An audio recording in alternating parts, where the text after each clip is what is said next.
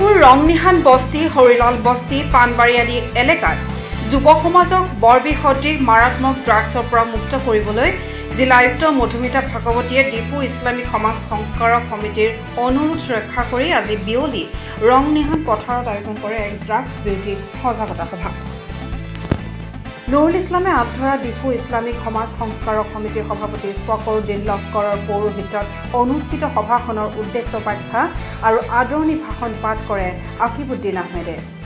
আন্তৰ্জাতিক ড্ৰাগছ সেৱন আৰু অবৈধ সৰবৰাহ দিৱসৰ লগত সংগতি ৰাখি নিচামুক্ত ভাৰতৰ অংশস্বৰূপে জিলা আৰক্ষী প্ৰশাসন আৰু ডিফু ইছলামিক সমাজ সংস্কাৰক সমিতিৰ যুটীয়া উদ্যোগত এই সজাগতা সভা অনুষ্ঠিত কৰা হয়। ডিফু চিকিৎসা মহাবিদ্যালয় আৰু হস্পিটেলৰ কেইবাগৰাকী মনোৰোগ বিশেষজ্ঞ চিকিৎসক আৰু প্ৰজাপিতা ব্ৰহ্মকুমাৰী ঈশ্বৰীয় বিশ্ববিদ্যালয়ৰ সক্ৰিয় সদস্য শুভ্ৰ দাস, জিলা অতিৰিক্ত আৰক্ষী অধীক্ষক জয়ন্ত কুমাৰ বৰুৱা আৰু ডিফু মছজিদ কমিটিৰ সভাপতি সম্পাদক ক্ৰমে আলহাজ তাজউদ্দিন আহমেদ, মজাহাৰুল ইছলাম, ইমামা মৌলানা গিয়াছুদ্দিন কাছিমিয়ে ড্ৰাগছৰ ভয়াৱহতা আৰু ইয়াৰ পাৰ্শ্বক্ৰিয়াৰ জৰিয়তে ধ্বংসপ্ৰায় যুৱ সমাজক কিদৰে পুনঃ সংস্থাপন আৰু তাৰ ওপৰত সুন্দৰ ব্যাখ্যা আগবঢ়ায়। বিশেষকৈ বিশিষ্ট অভিনেতা ৰাজীৱ গৌ আৰু তেওঁৰ সংগীবৃন্দৰ অভিনীত নাটকে ড্ৰাগছৰ ব্যৱহাৰে যুৱ সমাজৰ ওপৰত পেলোৱা প্ৰভাৱৰ ওপৰত সহজ সৰল ভাষাত বুজাই দিয়াৰ প্ৰয়াস কৰে। জিলা মছজিদ কমিটিৰ সম্পাদক মজাহাৰুল ইছলামে নিজৰ ভাষণত কয় যে যুৱ সমাজক ড্ৰাগছে গ্ৰাস কৰি পেলাইছে।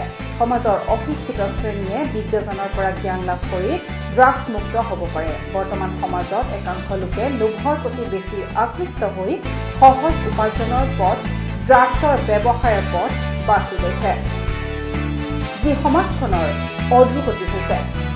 আনহাতে জিলা অতিৰিক্ত আৰক্ষী অধীক্ষক জয়ন্ত কুমাৰ বৰুৱাই ড্ৰাগছৰ বিৰুদ্ধে আইনী ব্যৱস্থাৰ ওপৰত আলোকপাত কৰাৰ লগতে সমাজখনক ড্ৰাগছমুক্ত কৰিবলৈ সমজুৱাকৈ শপত বাক্য পাঠ কৰায়।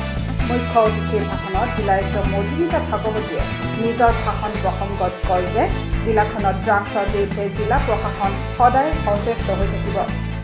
বিশেষকৈ ড্ৰাগছমুক্ত সমাজ গঢ়িবলৈ সমাজ সংস্কাৰ, দক্ষতা বিকাশ কাৰ্যসূচী কৰাৰ লগতে HIV প্ৰতিৰোধ কৰিবলৈ জিলা প্ৰশাসনে সদায় সহযোগ কৰি যাব। আনহাতে ড্ৰাগছৰ বিৰুদ্ধে আৰক্ষীৰ টহল বৃদ্ধি কৰা হ'ব বুলি কয়।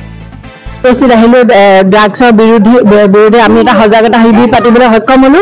এইটো পিছত আছে যে হৰিলাল বস্তিৰ পৰা ডিফু ইছলামিক ৰিফৰ্মেশ্যন কমিটি আমাৰ তালৈ গৈছিলে আৰু তেখেতসকলে ৰিকুৱেষ্ট কৰিছিলে। আৰু আজি আমি এই সুযোগতে যে আজি international day against drug abuse and trafficking, গতিকে তাৰ লগতে সংগতি ৰাখি আমি ইয়াতে আজি পাতাৰ কথা ভাবিলো।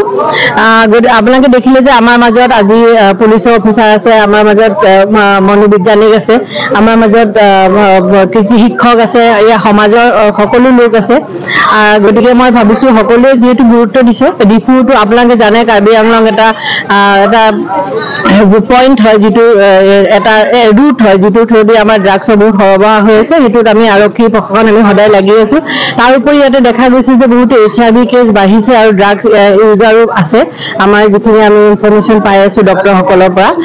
গতিকে আমি ভাবিলো ইয়াতে সজাগতা শিবিৰ কৰা খুব দৰকাৰ আছে। আমি ভাবিছো আমি আজি প্ৰথম পদক্ষেপ বুলিয়ে ভাবিছো এনেকুৱা এটা এৰিয়াত আমি ভাবিছো আমি চাকচেছ হ'ম। Thank you. ইয়াত দেখা গৈছে যে কিছুমান আমাৰ এইটো মানে লেগ এলাৰ্ট হয়, গতিকে ইয়াৰ ক্ষেত্ৰত আপোনালোকৰ প্ৰশাসনৰ হয় পৰৱৰ্তী আৰু কেনেকে ধৰণৰ ব্যৱস্থা আমি আজি এনেকে ডিছকাছ কৰিছো।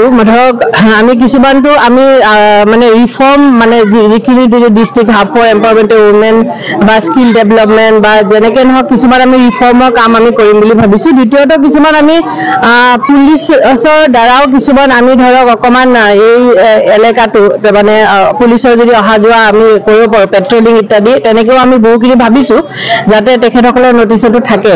আৰু মই আৰু কি ধৰণে আৰু কৰিব পাৰি আমি ডেফিনেটলি আমি ইন ফিউচাৰ আমি কৰি যাম। Thank you. শলাগৰ শৰাই আগবঢ়ায় ৰাজীবুদ্দিন আহমেদে।